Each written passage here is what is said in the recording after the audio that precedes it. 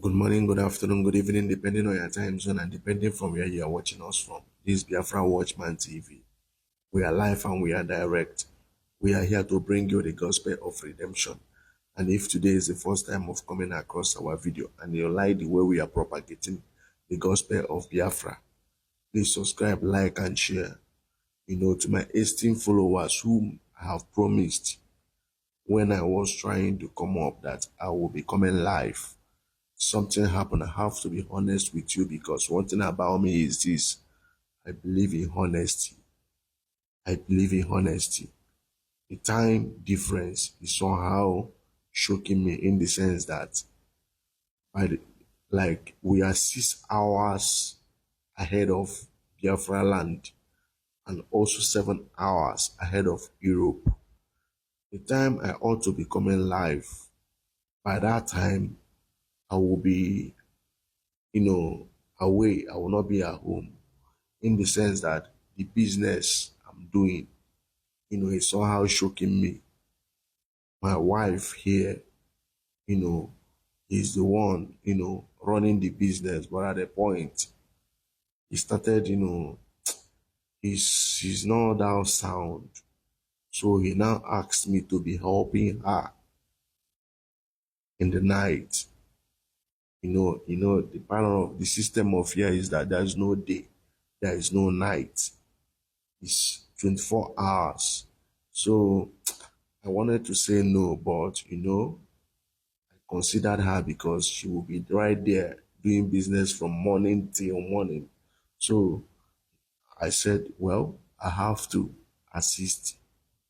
He is not, to be proven stubborn or I'm a man. I said, okay, in the night, I will come to assist you. And that very night, like the time here now is 8 a.m. The time I'm making this, recording this video now is 8 a.m. in the morning. So I'm trying as much as I can to adjust in the sense that I'm telling her, look, because she know about Biafra, she know everything about Biafra. I've orientated her about Biafra and that we are fighting for the restoration of our nation. So he knows everything about Biafra. So I'm trying to convince her that, look, every Sunday I have to give myself time and chance so that I will do my live video. This is what I am negotiating with her. White people, the way they behave, you know, and she is that kind of person that is very, very industrious.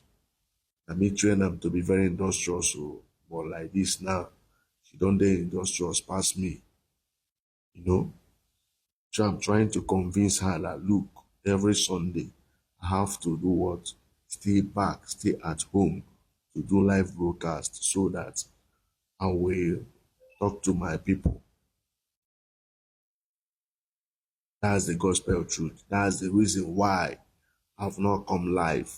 There was a time I tried one Sunday I tried to come live. I somehow find it difficult. I somehow find it difficult. To be honest with you, that's my first time. But had it been I continued, I would have, learned it also. So I decided to tell you guys the gospel truth. She told me that I know she's running from morning to morning, that in the night that I should be assisting her. I said, okay. We argued about it, but at a point, I see reasons. That's why I'm assisting her every night. Based on time difference. Had it been we are running the same time with Nigeria, it would have been better. But here, we are 6 hours ahead of Nigeria, 7 hours ahead of Europe. That's the gospel truth. That's why I've not come live. I must be honest with you guys because I believe that my word ought to be my bond. It has been disturbing me that I have not come live as I promised my followers. This thing I said here is the reason why I've not come live, but I've told her, see you know everything about Biafra because I've given her orientation about Biafra. Knows everything, even when MNK was kidnapped and renditioned to Nigeria. She also, like me, she couldn't eat for 2 days, but mine was 4 days. She used to listen to MNK broadcast. So everything about Biafra, she knows it very, very well. Even she often call me each time I'm talking. She will be telling me, now you're talking about Simon. Simon Biafra, Simon Biafra, Simon Biafra. Before my idol, because I told her that my MNK is my idol. Say my idol now.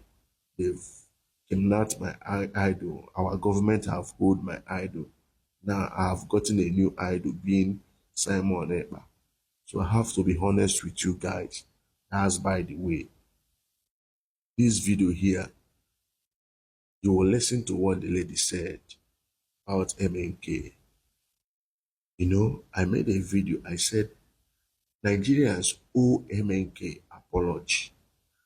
And the Nigerians also, this is not issue of people who are agitating for Biafra, talking about the release of MNK. Let me tell you guys the gospel truth. See Nigeria, so long as MNK is in that solitary confinement unjustly, there will be no peace. That's the gospel truth. There will be no peace.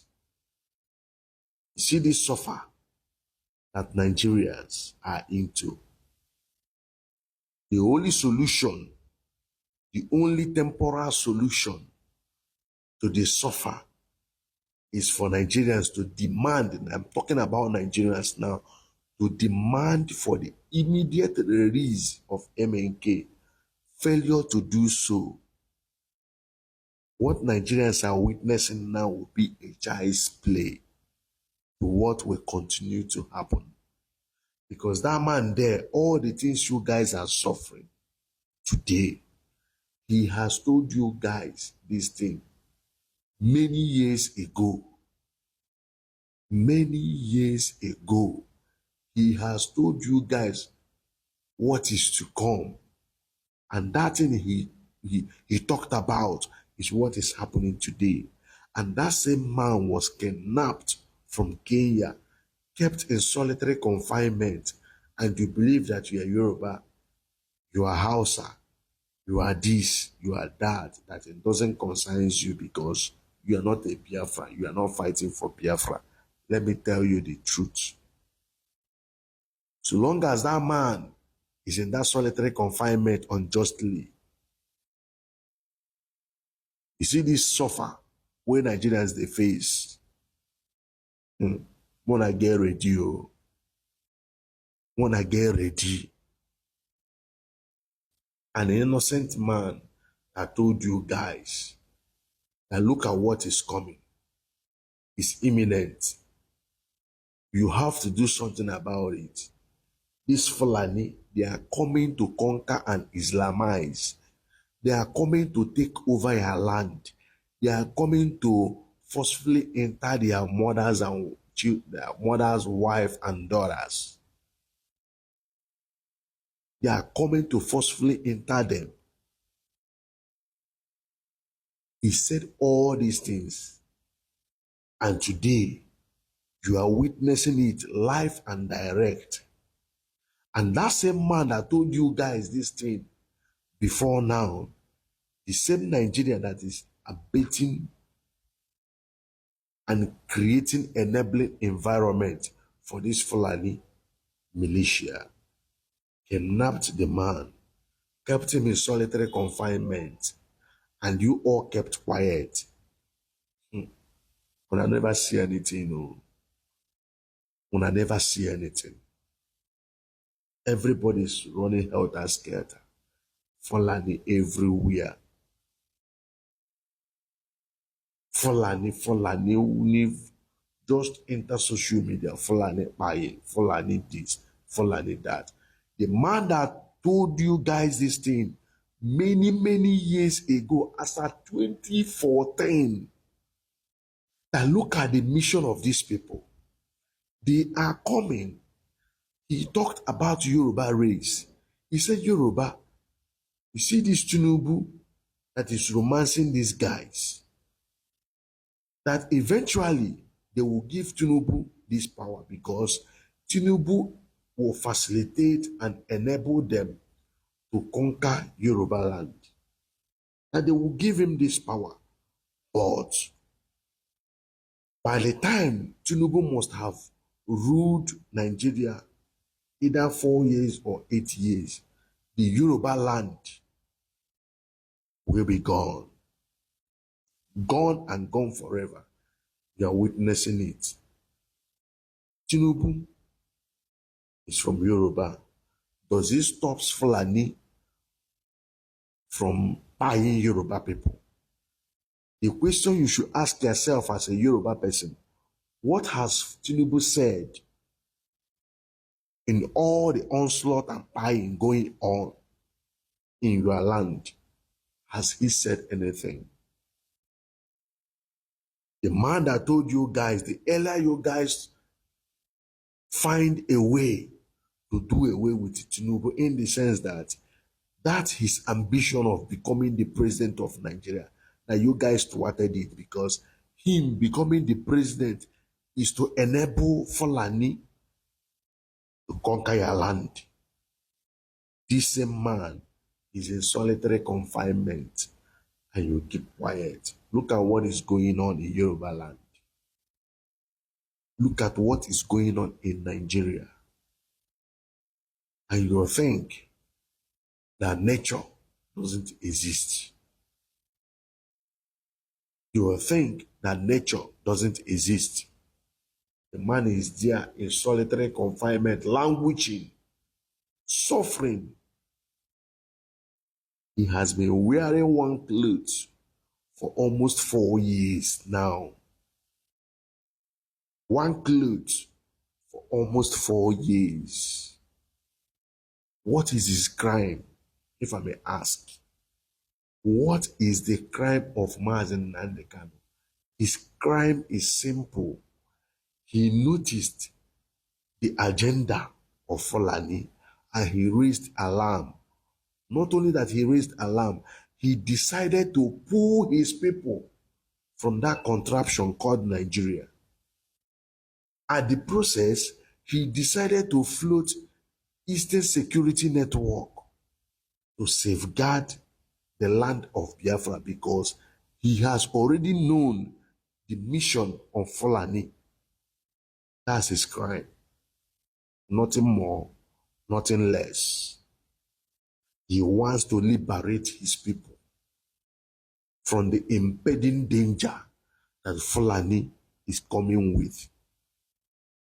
And also to float security outfit that will safeguard the territory where he comes from. That's his crime. Nothing more, nothing less. The same thing he preempted and told Nigerians, look at what is coming. You better prepare yourself now. He even told the Eastern governors, look at the mission of Fulani. You guys should do something about this thing. And they kept quiet. Fulani keep penetrating, buying Biafrans. He said no. He can't just sit by or stand by to watch his people being pied like chicken. He decided to float Eastern Security Network. That's his crime. That's his crime. I want you guys to listen to what this woman said. Listen to what she said, rather. Listen to what she said.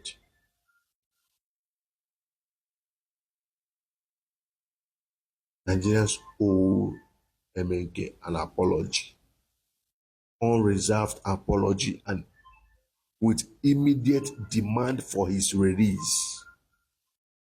Failure to do so, the man that told you what is happening to you today is a solitary confinement, courtesy of what he revealed to you people. And you keep silent. You think it's gonna be well with you. You are kidding, you are joking. No long talk. I want you guys to watch, listen to what this woman said. I greet you all, peace and love. Please, in the comment section, you will see our backup page. Please subscribe and follow the backup page. I greet you all. Peace and love. Dekano is a living legend. The Federal Republic of Nigeria owes Mazi Dekano an unreserved apology with immediate release and compensation. I'm saying this because when he was talking about the Fulani trying to take over Nigeria, it was as if he was blabbing. People could literally say, this guy is a noisemaker. He's talking gibberish. Nobody took him serious then. What is happening today? Today, even the so-called northerners, like the Hausas now, who don't even get to hear their voice, Fulani already successfully took over the north. Fulani is in Middle Belt. Fulani is in southeastern part of Nigeria. So Fulani is in Ebonyi State. Fulani is in Enugu. Fulani is in Abia State, Imo State, some part of Anambra State. Fulani is in Delta. I learned that in Delta, they will buy your land by compulsion, build and then forcefully become part of the community. And you don't dare do anything. That is in Delta. Fulani is in Edo State. Fulani is in all parts of the West. I think excluding Lagos State. Fulani is in Oyo State. Fulani is in Ondo State. Fulani is in Bayelsa State. Timaya tweeted about it the other day. And Fulani is invading Nigeria in each passing second. Mazi Dekano is a man of great insight. He was talking about it. When he said that Tinubu wants to become the president of Nigeria, I think Tinubu was still the governor of Lagos State then. We didn't see it coming. Today, what is happening? Tinubu is the president of Nigeria. This man has seen this thing. And when he was talking, nobody listened to him. This detention of Mazi Dekano is a gross infringement on his right as a human being, as a British citizen, a Nigerian citizen, or Biafra citizen. He should be released with immediate effect. He should be duly compensated. And he should be apologized to. Public apology that will go all around the globe. Because he was talking about it. I want you to listen, watch this video. Anywhere you have Fulani headsmen, terrorists for that matter, they tell you, oh, they are pastoralists. They are allowed to do their businesses in the forest. All of you are aware of it. But you kept quiet, hoping that somehow Tinubu will emerge as the president, or an Igbo man will come as the president, and your family will start enjoying.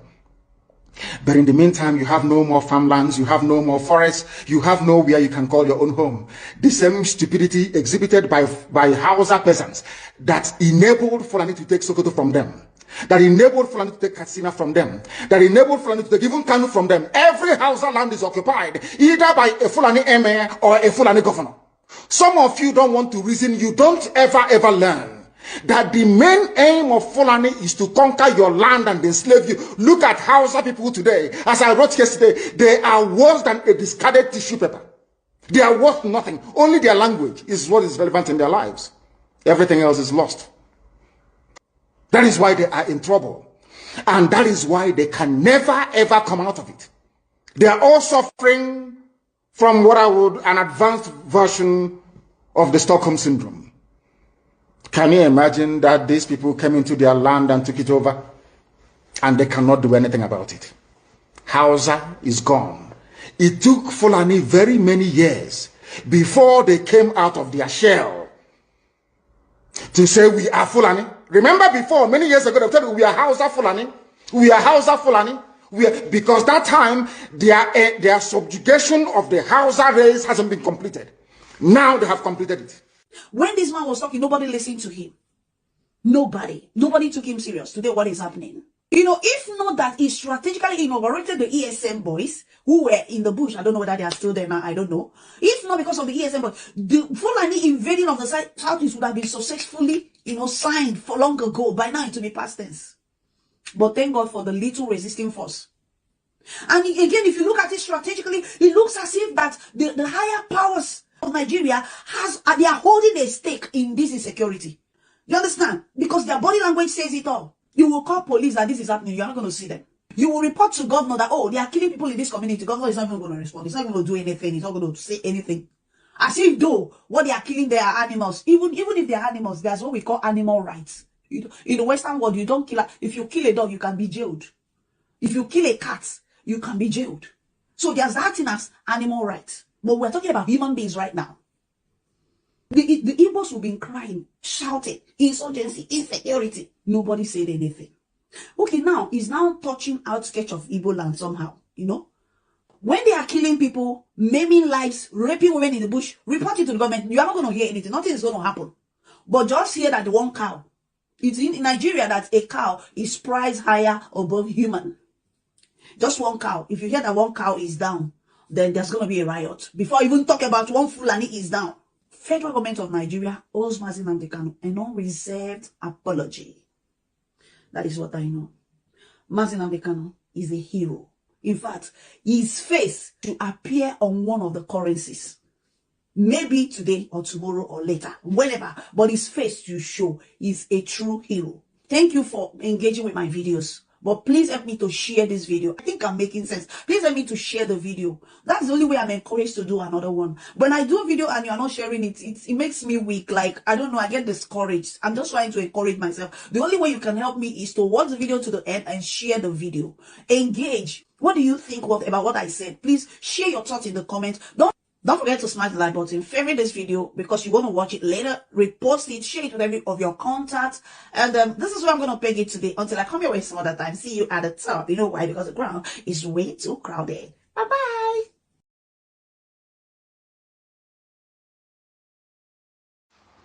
Azuka, na ya makwalo ma yenji say na these people. Ndị ọchịchị ndị Eastern Region na collaborate with this Fulani. Ihe ndị kwudi ihe a bụ that na check ya. Mụma mgbe ọbụla ọ ya dị ndị Fulani a ka ndị ọchịchị ndị Eastern Region in collaboration with the forces and suppress tụrụ ndị ESN ma ndị na-fight for struggle. Mgbe ọbụla ọ dị ha ka ndị ọchịchị ndị Eastern Region and suppress tụrụ this struggle. That period in time ka ya afọ ndị Fulani a ha elupụtasịkwa ozugbo bido na-egbu ndị mmadụ ene ha chekie na bete ndị ESN kwechiri efu ndị agba ọsọ bete ọbịadịkwa ha ka asọpres tụrụ ha ma ndị ESM agbatụnata breki efu na ndị agha egbudo oge ha mọpụta ihe ya na-anụ aka ekidnapụrụ ebe a stọpụrụ rosary ebukọsịrị ndị mmadụ agbagbusiri ebe a just vivi ya na-anụ aka ogbugbo you know I can't go me time with that number efu na ndị a nọ in collaboration with ndị Fulani a mbụ ndị ọchịchị aka nna chi gwara check na and the one thing is supposed ịma ebe Igbo gbasa kịta amụrụ 19 states ọ dịka 10 steeti ka a gụtara ndị Fulani with their governor. Okay, since ndị Fulani ji egbu ndị mmadụ enwenugo ofu gọvanọ efopụta from the north condemn mmadụ skilling afụnụrụ m ifusukwu ime ka mmadụ you know ka ya gwa na ha afụsị ogbugbu a ndị Fulani na-egbu in all corners of this country, you know, but so see ya menu room if we have up I just don't know. Now see also so different came maybe Igbo mmadụ mgbagide ike agwụrụ m masị na-asị ike agwụgwọ m the injustice dị n'obodo a because ya gwa na ndị ọchịchị niile ahụ ndị Fulani nọ si na ọ dị nke 10 steeti ka ndị Fulani na-achị n'ugwu Hausa na ha afụsị ogbugbu niile a ndị Fulani na-egbusi onweghị onye fopụta condemn mba bete nwe ha n'ihe mere against this Fulani ifo ha ncha mapụtasị ya na-ekwu okwu inecha this country a na-egbo na country a ya dị n'ofu o nwere ife dị wrong emakwa ndị Hausa ka na-ekwu etu a esi na-akọgasị etu esi igbu ha ntị asị ka minus etinye aka kletie ke ndị bụ ndị a na-egbu Mana notice kuna press in Nigeria reporting of this thing, press the bias. And over they would depress. So something is wrong. Okay, Fulani killing abịa na dozie ka omenala na onwe ife omenulu. Mana onwekwa onye mana mmadụ na-anwụ, onwekwa onye na-think na mmadụ na-anwụ ndị agburu na-aga. Obere ife emelu na ifema. Now, even in the Uromi, for example, that Uromi, ndị ahụ bi na steeti keletu esi even distance ha gara the wrong kele ka esi si ebe a dị ebe a anyị na-afụ ha na ebe a anyị na-afụ ndị dị etu ahụ ebe a mana anyị ma na obodo ha ka ha nọ ha na-esi ebe a baa Kaduna si ma ha si Kaduna bata Abuja sometimes esi Nasarawa bata Abuja sometimes esi Niger maka steeti a nọgasị with Abuja ha nọ nso. You understand? Mana ijezie east ebe with the kind of situation anyị nwere asị na cross gasị a na-egbu ndị Igbo ya afịa na news ada publish ha egbu ha na ofu onye abịa ebe azị m ndị Fulani jikwa dị mma nna ha ma egezo ụdị akụkọ ha kedu ụdị rubbish kedu ife a na-eme dị ife that's afọ this kind of country mana the worst thing made this country anụ ka mmadụ si na like Buhari onye ahụ si na like Buhari nwere ezigbo problem onye ahụ nwere mental problem. The worst thing made this country bụ Buhari. The worst thing made this country. Ka o nwere video nshiala ụbọchị ya ndị Fulani si na ha amaghị ife na-aza egbe many of them na ọkwa gọọmenti a na-esendịrị ha na-etere na ha na everywhere ha ebutasị ya na egbe ife a na-ekwuru this country ọkwa na-eme ife nka one day ndị a collect everywhere. Nsogbu dị Chineke ekwewu na anyị amakwa ife anyị eme. I want to suppose man the Fulani a mission and they do with the help of some people ha na-ego bi na-enyere ha aka if care is not taken coupled cast will eliminate ndị a na-egbu so many people. It was eliminated the indigenous people of Hausa na Hausa land the cast etu a na-eliminate kwa any regional na ha nọ ma anọ na south ma anọ na east ndị a nwere mission ndị a na-eliminate population indigenous population in disguise ịba n'ime ọya about so many people na-eme isi indigenous people on a higher rate. These people get mission. Okay, almost somebody tag him, tag one of my voice where to one video. Get the documented. You get I feel like these people with mission. As they claim and how you use conquer territory with some part who willing choose. You feel here Hana carry this mission hiddenly. You know? Sometimes I bet my name for ndị mmadụ ma ha na-aghọtakwa ihe na-emelụ ebe kịta na Igbo na ego because of ndị Igbo ha na-agbakwa onwe ha mgba likewise na South ndị nwe mission a na-ewerukwa obi na-apị mbazụ na-emekwa ihe ha na-eme hiddenly kene na-etu akịta this former deputy governor nke ha gburu former deputy governor of Central Bank, Malafia Kogene. Oh, we can see so many things that man. You know. Now, one of the commander of the Boko Haram will current northern governor. Oh, no, no, but that man with that thing. Steady, and these people, they are Naji mission to Islamize. He said so many things. Some of that deputy central governor late. Even how to go this Fulani in so many parts of this world. You know, Habeze full with this Usman than food you ha, and the cast we cheat here, go see our foreign daughter, where you go to chat. You know, or them millionaire, or be on a regular, ever on a good decolaka, who did see ye. Ibakata na Africa na all the construction on Nigeria we hear that chance. Even na so many African countries, and I put Canada book na government. And I put Canada book na government. So na Nigeria they throw a chance. Due to coupled with this Biafran war, coupled with the British. And the British this war up to like you will or just handia over the higher now with them. So I have motivated this tiny tribe, this dangerous tiny tribe. MNK ya wapụta ọ na-ekwu na Nigeria with their territory this that. Maka na onwego some willing tools ha gote n'ugwu Hausa gotekwa na South. But mgbe ọ na-anya ya sa ndị mmadụ na those willing tools detach ya from these people ka ha kwuru onwe ha efu na egwu dị ndị a n'anya. Ọkwa na ụmụnne ha ndị Fulani ezutego ezigbo ego na Nigeria. Ha esevutego ezigbo ego na Nigeria mbụ ndị chisigo before ma ndị nọkwa n'ọchịchị. Ha na-eketa ego ha eji na-edozi obodo ha ha na-esave on their own for their mission. Hapụ the Hausa masses ha na-ayọgharị buru efere na-ayọgharị nne na-ayọgharị ego.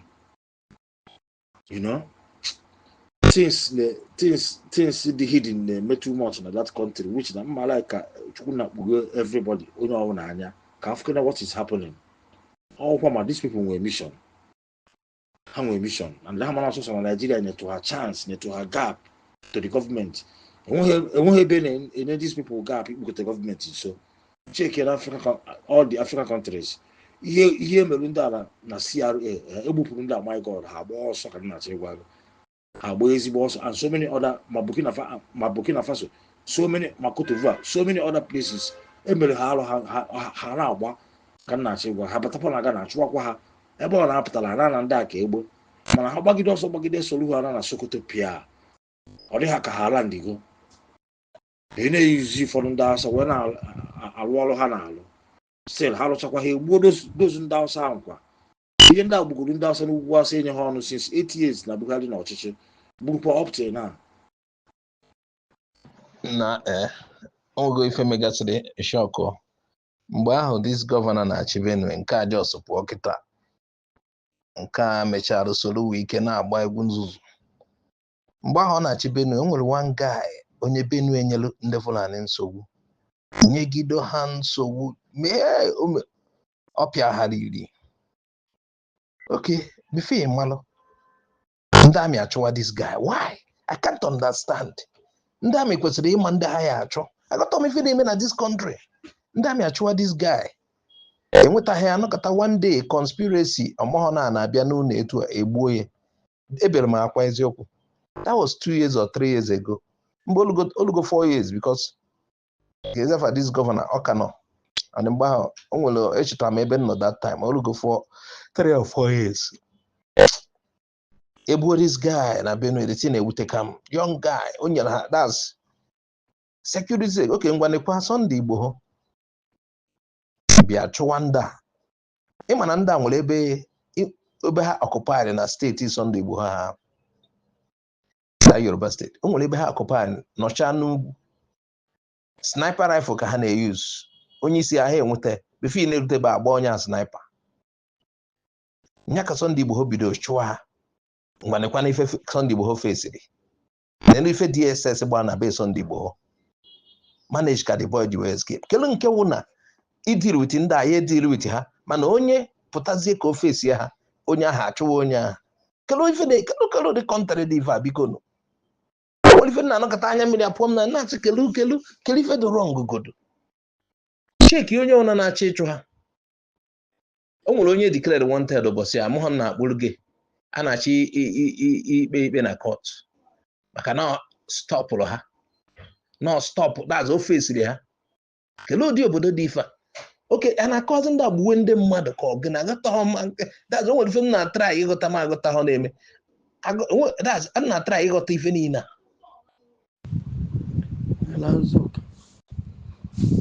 Afọ onye ahụ bụ Ghana ọ bụ ụdị na ha ejide enyere ya asị anyapụta na agbaghara gị asị anyapụta na agbaghara gị ọpụta ka akpa udo open fire. Ghana bụ afa that guy I think if I'm not mistaken, you go 5 years now. When na the canon here, na the canon 4 years. The year na after 5 years. That is Ghana. Yes, I'm on the guy in you. I'm on Webulia.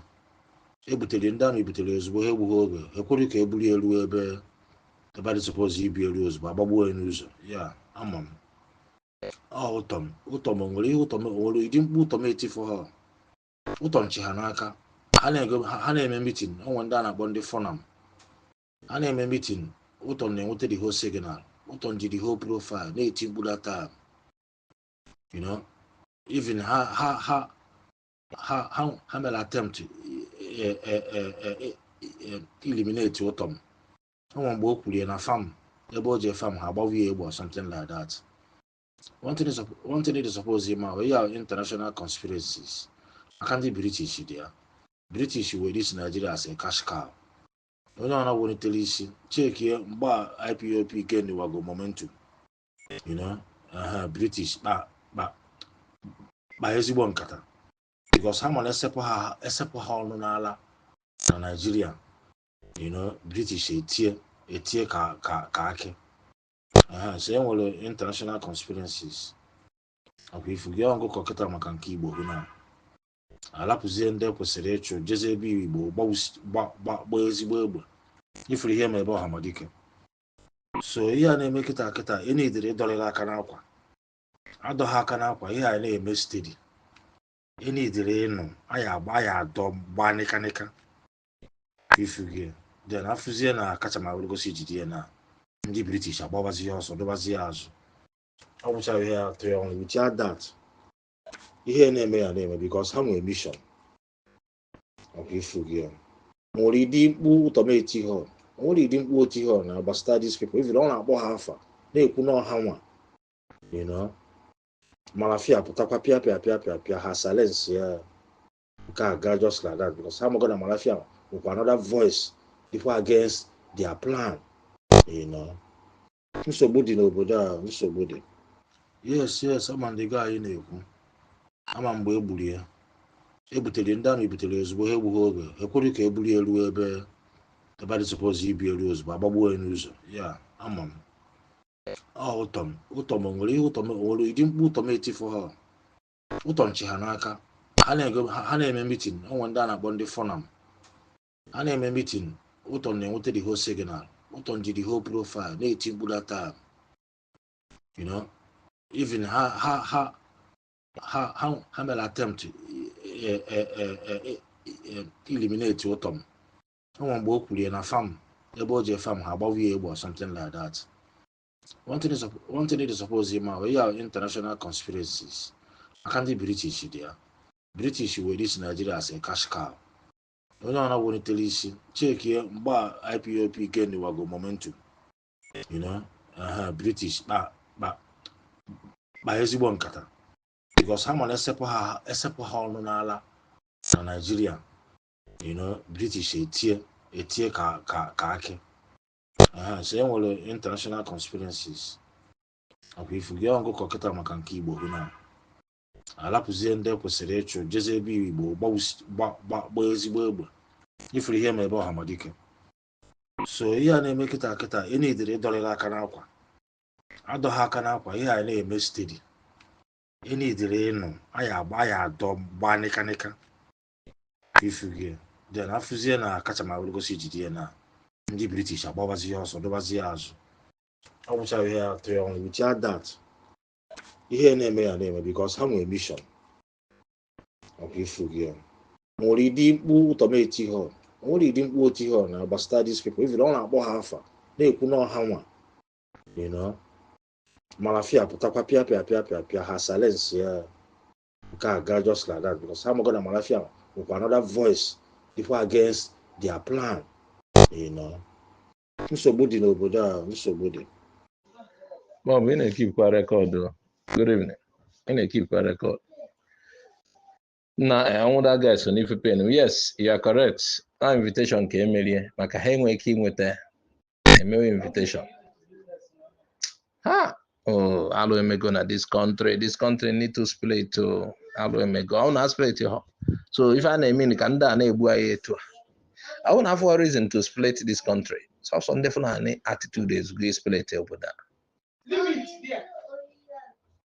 yo na alụ emego that guy ha mgbe ọtọ m na-achị alụ mere and the worst thing in this country nwoke a dịka ekwensu a na-akpọ Buhari ekwensu ahụ hey I wish na ọbịa ha mgbe ndị ugwu a na-asị he na ọbịa onye ọna ma ndị awụghọ ndị ugwu onye ọna chi na ọbịara idozi obodo amụghọ na ekwensu the worst Satan Azuka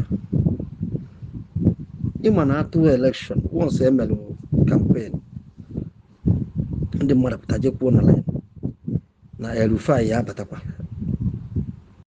etu Nnamdi Kanu si wee predict Tinubu last 7 years ka si na predict Erufai na so once atụrụ ọtụtụ a na-atụ bụ confusion ka e wee nwee ike a validate ya ogbugba ya continue ka ogbugwekwa ndị zu so anything I eme ihe na-ekwu now it will not change anything. Action, Americans will say talking the talk. Talking the talk, are you walking the walk? So you could talk with ya ni no bo na action unu ka na-emerịtakwa ihe ochie ihe unu mere kamgbe 19 beginning ifokwa L5 ọ dabara na ihe a na-ekwu foresight ifugo danger wee na-eti mkpu mana ya afụghị esi na-eti mkpu unu apụtazi na abịa atọ ekwefere ya anyị fo na enwe ozi solution na anyị si Nigeria spirit isi ele unu ma nnọọ ọ dị egwu nwoke China anụ nke ị na-emenshọn ndị British atrọsọ m ndị agha ha nwere gain n'ife niile nene France na nene ife this guy kwuru na video ya mfụlụ ọfụ ọ na mma afụ video ahụ send ya ebe afụrụ nya earlier today mbụ Traore na ife ọ na-ekwu kịta that they are almost through with a crush in the terrorists in the Boko Haram not their country. They are almost finishing them. Now, mgbe France no, France say hana enye ha support. France say hana enye ha support. France say hana take care of the situation. What if France na ache mount na side not the well Niger kita Niger jiwe na dey worried. Na ha na-eji na ha na-mark ndị a na ha ediri with ha nwa na they are there to support them mana France so encourage terrorists ka esi mal this Lafarge this thing among na country or Lafarge anọkwa na Nigeria cement company or French nwe kelebe ekpedoro ha ikpe nwere na country ekpere ha ikpe ọfụ esi n'aka Lafarge wee na-distribute ego ma weapon to Boko Haram, terrorists, either ISIS or Boko Haram. Ejide Lafarge, if you mail how finding, instead of country how finding how to use less. Good enough, for one president of that country, as not Lafarge, Lafarge ni oko, the whole company oko, totally. High up. Had the lucky so staff for her, yeah, manage escape. Those I have for the in fact, they will be killed. I happen Lafarge may has a finding. I'm on Nigeria corner, one of these African countries. Lafarge maintain and for Lafarge, all French way. He move weapon to terrorists. So forget ya ndocha aka ha dị n'ife. Mgbe ha na-enyelu Mali aka, ha na-enyelu Burkina Faso aka fight terrorists. Terrorists na-abawanye. You notice no ife ha ji wee nọlụ, no business ka ha ji eme. Now, mgbe Traore take full control, chụpụ nda achụpụ wanda terrorists na-disappear ka ife na aka ha dị n'ife niile. Tony Nnadi nwere things on a pinpoint like I think of go time with that number need to vote in Nigeria validate the killings of the Fulanese. Tell not in a steady. I may loaf for loaf. Yeah, on a steady. And the oku pure call. Born at what vote? Somebody illegal. Okay, validate killings from this dangerous tribe. Yeah, totally not in it. Now I divide this contraption with the best. But only we from the mother had a hotter things only. But more out there. Put the government here and wake it on this killing book at your tent to Israel. Simple. Na mgbe e nwetachara ndị nwetasi ndị France ka ha na wine and dining with the Boko Haram in the north. France ji this francophone country where enrich their countries. Nwekwa ego na ha bufugo. Ego ha ka ha na-use. France money ka ndị all this African francophone country na-use. You know, franc gburu uranium ha je hele $20 wuru 2 cents nye ndị nwe the resources. France ji ego ebute n'Africa wee enrich their country, which na aka ha ya ada one day. Aka ha ya ada. Ha so na sponsor this terrorism because when 2 elephants are fighting, the grass and they bear the burden. No France name. British also. Okay, forget.